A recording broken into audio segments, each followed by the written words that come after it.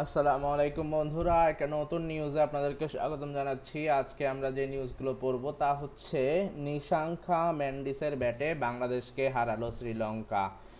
নিশাঙ্কা মেন্ডিসের ব্যাটে বাংলাদেশকে হারালো শ্রীলঙ্কা। আর এটা হচ্ছে সেই নিউজটা গাইস। আমরা যদি নিউজটা পড়ি তাহলে আমরা পাচ্ছি কি, আমরা আগে শিরোনামটা পড়ে ফেলি। এটা তো পড়লাম, তারপর হচ্ছে সাকিবদের ম্যাচ দিয়ে আজ পর্দা উঠছে গ্লোবাল সুপার লিগের। দেখতেই পারতেছেন, আশা করি বুঝতেই পারতেছেন আপনারা গাইস। তারপর যদি আমরা আরও ইনফরমেশন দেখি তাহলে হচ্ছে টস হেরে ব্যাটিংয়ে বাংলাদেশ। টস হেরে ব্যাটিংয়ে বাংলাদেশ, এটা হচ্ছে একটা নিউজ। যাই হোক, তিনটা নিউজ আজকে আমরা পড়বো, বাকিগুলো আমরা পর ভিডিওটাতে পড়ার চেষ্টা করব। চলেন এই নিউজটার সারমর্ম বা সারাংশ আমরা পড়ি। তা হচ্ছে নিশাঙ্কা মেন্ডিসের ব্যাটে বাংলাদেশকে হারালো শ্রীলঙ্কা। ওকে, এখানে ছবি আছে শ্রীলঙ্কার।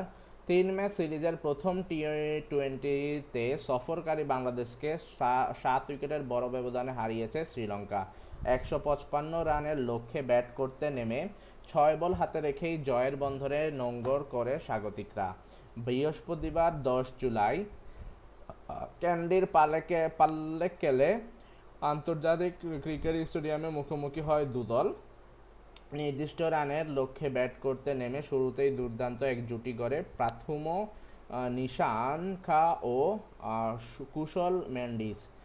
তারপর হচ্ছে দলীয় 78 এবং ব্যক্তিগত 42 রানের সিরিজের বলে রিশাদের তালবন্দি হয়ে মাঠ ছাড়েন নিশাঙ্কা। তারপর হচ্ছে আমরা যদি দেখি বাংলাদেশের সাথে খেলা না, হ্যাঁ। তারপর হচ্ছে মাত্র 16 বলের এই ঝড় ইনিংসে তার ব্যাট থেকে আসে 5টি চার, 3টি ছক্কা। 20 আর এদিকে 18, 38। বাইরে ভাই, নিশাঙ্কার বিদায়ের পর ক্রিজে আসেন কুশল পেরেরা। ঋষাদের বলে আউট হবার আগে 24 রান করেন তিনি। এক প্রান্ত আগলে একাই জয়ের লক্ষ্যে এগোতে থাকেন মেন্ডিস। 51 বলে 73 রানে তিনি যখন আউট হন তখন দলের জেতার কোনো প্রয়োজন মাত্র 7 রান। শেষ পর্যন্ত স্বাগতিক অধিনায়ক চারিত ও অভিষ্কা ফার্নান্দেজের ব্যাটে জয় নিয়ে মাঠ ছাড়ে লঙ্কানরা। বাংলাদেশের পক্ষে একটি উইকেট তুলে নেন সাইফুদ্দিন, মিরাজ ও রিশাদ। এর আগে টস হেরে ব্যাট করতে নেমে নির্ধারিত 20 ওভার শেষে 5 উইকেট হারিয়ে 154 রানের মাঝারি সংগ্রহ পায় বাংলাদেশ। সর্বোচ্চ 38 রান আসে পারভেজ ইমনের ব্যাটে। নাইম ও মিরাজ করেন যথাক্রমে 32 ও 29 রান। শামীম হোসেন পাটোয়ারির বড় ইনিংসে কিছুটা গতি পায় বাংলাদেশের ইনিংস। 6 ছক্কা 5 বলে 14 রান করে অপরাজিত থাকেন তিনি। লঙ্কানদের পক্ষে 2টি উইকেট তুলে নেয় মহেশ দীক্ষানা। একটি করে উইকেট পান থুসারা স্নাকা এবং ডেন্ডার্স। ওকে বন্ধুরা, তারপর আমরা পাচ্ছি সাকিবদের ম্যাচ দিয়ে আজ পর্দা উঠছে গ্লোবাল সুপার লিগের। ওকে, এখানে সাকিব আল হাসানকে দেখা যাচ্ছে, সাকিব আল হাসানকে। সো আমরা যদি দেখি সাকিব আল হাসানদের দুবাই ক্যাপিটালসের ম্যাচ দিয়ে আজ পর্দা উঠছে থেকে শুরু হতে যাচ্ছে গ্লোবাল সুপার লিগের জিএসএল দ্বিতীয় আসরের। বৃহস্পতিবার 10 জুলাই বাংলাদেশ সময় রাত 8টায় প্রথম ম্যাচে তাদের প্রতিপক্ষ নিউজিল্যান্ডের লিগ সুপার স্প্ল্যাশের দল সেন্ট্রাল ডিস্ট্রিক্টস। একই টুর্নামেন্টে খেলেছে বাংলাদেশের আরেক franchise Rangpur Riders. Global super লিগের এবারও কোনো প্লে অফ নেই। লিগ পর্ব শেষে পয়েন্ট টেবিলের শীর্ষে 2 দল সরাসরি ফাইনালে খেলবে। 5 দলের এই টুর্নামেন্টে শেষ হবে 18 জুলাই গায়ানার প্রভিডেন্স স্টেডিয়ামে। সাকিবকে সর্বশেষ মাঠে দেখা গেছে পাকিস্তান সুপার লিগে পিএসএল, যেখানে তিনি লাহোর কালান্দার্সের হয়ে 3টি ম্যাচ খেলেন। ফাইনালে একাদশে জায়গা না পেলেও তার দলই চ্যাম্পিয়ন হয়েছিল। আসরের সূচি অনুযায়ী আগামী 11 জুলাই সাকিবদের প্রতিপক্ষ হবার্ট হ্যারিকেন্স এবং 13 July Guyana Amazon Warriors. 16 July সাকিবরা খেলবেন নুরুল হাসান সোহান সৌম্য সরকারদের দল রংপুর রাইডার্সের বিপক্ষে। বন্ধুরা, আশা করি বুঝতেই পারতেছেন। আমরা একটা নিউজে চলে যাই। এখানে টস হেরে ব্যাটিংয়ে বাংলাদেশ, এটা মেবি আজকের খবর না কালকের খবর। ওকে, আমরা যদি দেখি 3 ম্যাচ সিরিজের প্রথম টি-20তে সফরকারী বাংলাদেশের বিপক্ষে টস জিতে ফিল্ডিংয়ের সিদ্ধান্ত নিয়েছে শ্রীলঙ্কা। বৃহস্পতিবার 10 জুলাই ক্যান্ডির পাল্লেকেলে আন্তর্জাতিক ক্রিকেট স্টেডিয়ামে বাংলাদেশ সময় সন্ধ্যা 7:30টায় শুরু হবে ম্যাচটি। এই ভেন্যুতে এর আগে একটি টি-20 ম্যাচ খেলেছে বাংলাদেশ।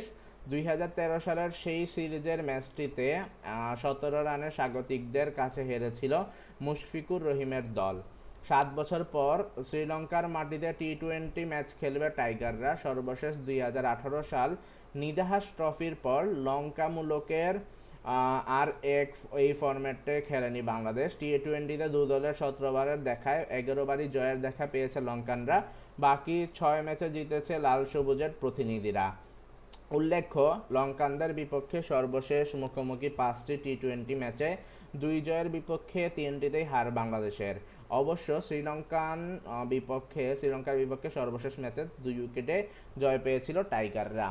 ওকে বন্ধুরা, আমরা যদি আরেকটা নিউজে চলে যাই, 4 বছর পর টেস্টে ফিরেছেন আর্চার।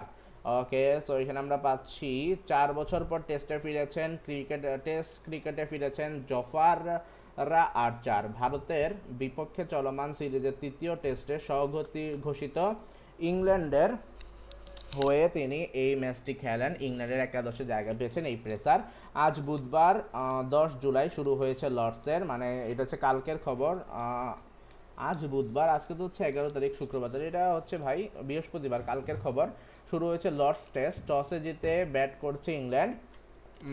এই প্রতিবেদন লেখা পর্যন্ত তাদের সংগ্রহে 2 উইকেটে 72 রান।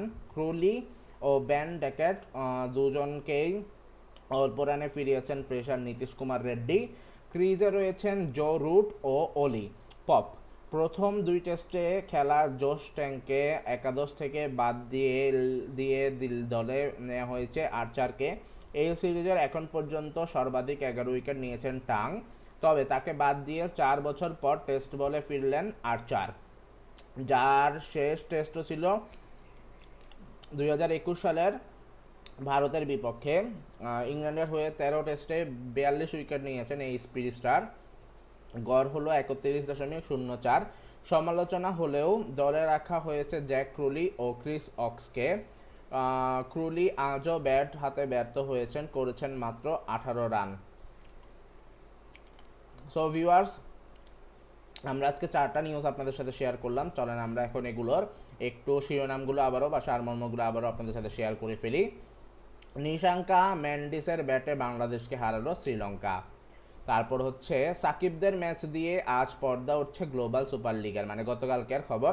তারপর যদি আমরা আরও দেখি, টস হেরে ব্যাটিংয়ে বাংলাদেশ। তারপর হচ্ছে 4 বছর পর টেস্টে ফিরেছেন আর্চার। সো আজকের নিউজগুলো আপনাদের কেমন লাগলো সবাই কমেন্ট করে জানিয়ে দেন। আজকের মতো আমরা বিদায় নেব, বিকজ আমরা ভিডিওটা শেষ পর্যায়ে চলে এসেছি। যারা সাবস্ক্রাইব করে নাই, প্লিজ কাইন্ডলি চ্যানেলটা সাবস্ক্রাইব করে দাও। দেখা হচ্ছে পরবর্তীতে। আল্লাহ হাফেজ, আসসালামু আলাইকুম।